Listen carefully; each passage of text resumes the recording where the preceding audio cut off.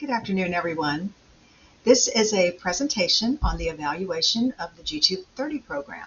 My name is Mary Fong, and I am going to be presenting this information for you today. So I want to talk to you first about the purpose of the evaluation.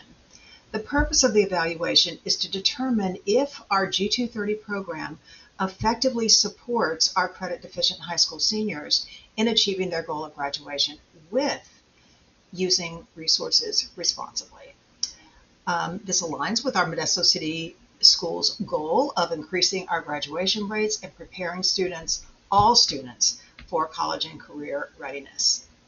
So I want to talk a little bit about the evaluation questions that we'll be using and why we're asking those questions. The first question we want to ask is the program identifying and enrolling credit deficient students effectively? And of course, the justification for that is that we want to indicate our program reach and our program engagement. Next, attendance rate. Are students consistently attending G230 students? Of course, the justification of that is attendance is essential for successful intervention. If a child is not in school, that child can't have access to that intervention. Next is credit recovery progress. Are students reducing their credit deficiencies effectively? By reducing credit deficiencies effectively, we have determined that that is about 20 credits per quarter. That would show sufficient progress through the program in order to be able to achieve a student's goal of graduating on time. The justification for that is that we want to be able to address those barriers to graduation. We want that student to be able to successfully move through that program as we're addressing all of those barriers. Next is parent engagement. Are parents actively participating in academic recovery and counseling sessions? The justification for that is parent involvement enhances student motivation and support. Graduation rates. What percentage of our G230 participants graduate within 1 year? The justification for that is that, of course, we are measuring overall program success. Now, how are we going to collect the data? The sources of the data are going to be enrollment logs, attendance reports, academic progress reports, and survey responses. Our techniques are going to be this. The surveys are going to capture qualitative data, and that's going to be parent and student feedback. And then we'll also be able to have automated tracking through our district's student management system. So we'll have the surveys for the qualitative data, and then we'll be able to track other data for the quantitative piece through the student management system. How are we going to, what are the procedures going to be? For our quantitative methods, we'll be using statistical tools to evaluate the enrollment, attendance, and graduation rates. And we will analyze those trends to identify improvement in credit recovery progress. Qualitative methods, we'll be looking at themes of parent engagement and counseling feedback. How are we going to report? Well, we have monthly updates for our program staff to monitor progress. That comes out every month on the 10th of the month, and it goes to all of the stakeholders.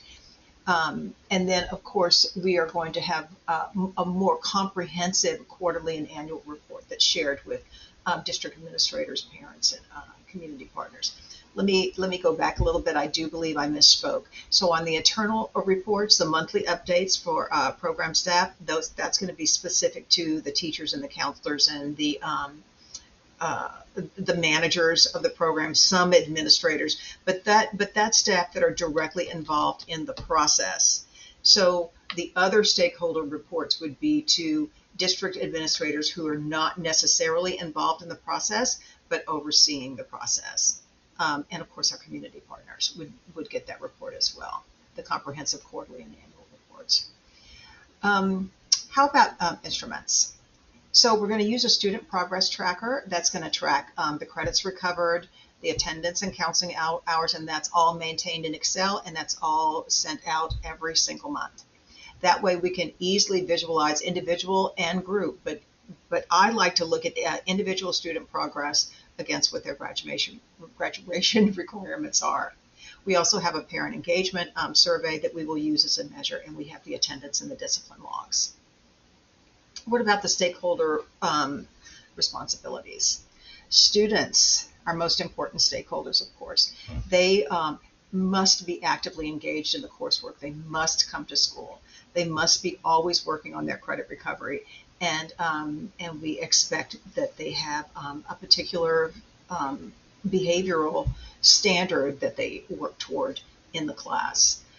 Parents, we ask that parents take on the responsibility of supporting attendance and to participate in those counseling activities. Teachers deliver academic instruction. Counselors deliver academic support, emotional support, and post-high school support and information. We want our students, again, to be college and career ready, and so we have counselors who support them in that effort. Administrators allocate resources, monitor program implementation, and keep an eye on that alignment. Our community partners, we could not do it without our community partners. We have mentors who work with our program. We have 3 career fairs that come to our school, in all our district, every high school in our district. They come 4 times a year. And Modesto Junior College has a partnership where they partner with our work experience teachers and with the courses that they feel like would support students who are interested in the trades. I'm going to talk a little bit about standards and alignment with those standards. Remember that California is bound by California state standards.